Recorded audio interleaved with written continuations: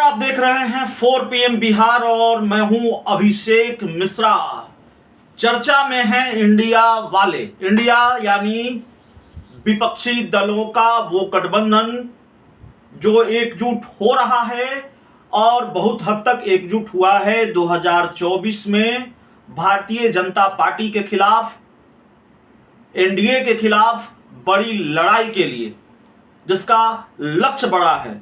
बिहार से इसकी शुरुआत हुई है। ये एकजुटता, ये गठबंधन, ये गोलबंदी कितनी काम आएगी, कितनी कामयाब होगी, ये तो 2024 के चुनाव नतीजे बताएंगे।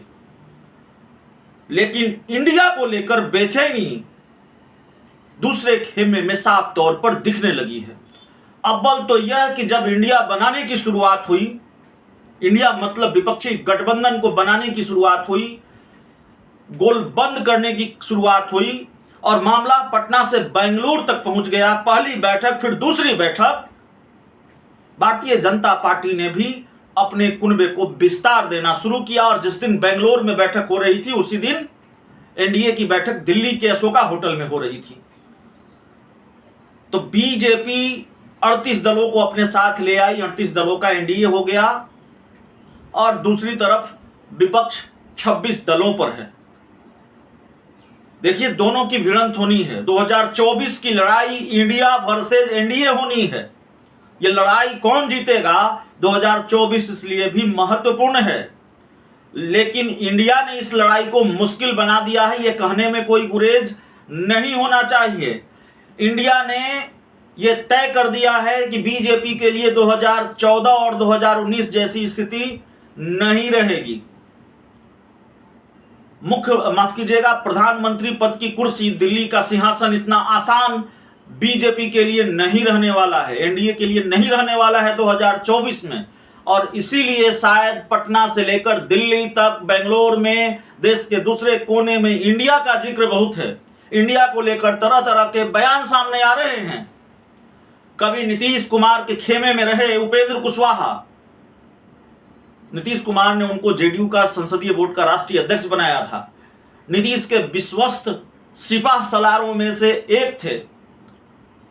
अपनी नई पार्टी उन्होंने बनाई है, एनडीए की बैठक में शामिल हुए हैं और एनडीए में जाना उनका तय है।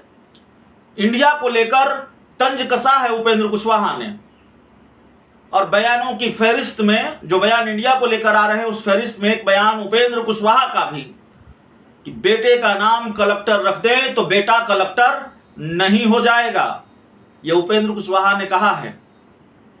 तो तंज इंडिया पर, तंज उस विपक्षी कुनबे पर जिसको एनडीए से भिड़ना है, बीजेपी से भिड़ना है।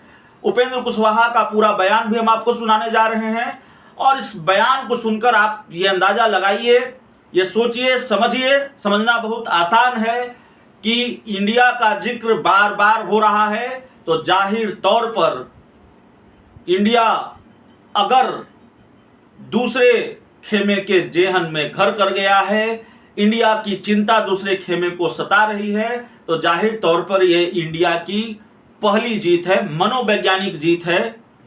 2024 में क्या होगा ये 2024 तय करेगा। उपेंद्र कुशवाहा का बयान सुनिए। अब देखिए, ठीक है, एक तो कोई व्यक्ति अपने बेटा का नाम कलेक्टर सिंह रख ले तो उनका बेटा कलेक्टर नहीं हो जाएगा नाम रखने से। उसी तरह से इन लोगों ने इंडिया नाम रख लिया है, तो नाम रखने से क्या होता है। हालांकि वह भी कितना उचित है अनुचित है विमर्श का विषय है, लेकिन उससे कोई बहुत अंतर नहीं पड़ता है, कुछ भी नाम रख ले।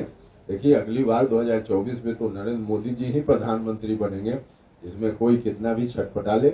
और कारण है, जनता जिसके साथ है वो बनेगा और सिर्फ नकारात्मक राजनीति करने वाले लोगों को जनता रिजेक्ट करेगी।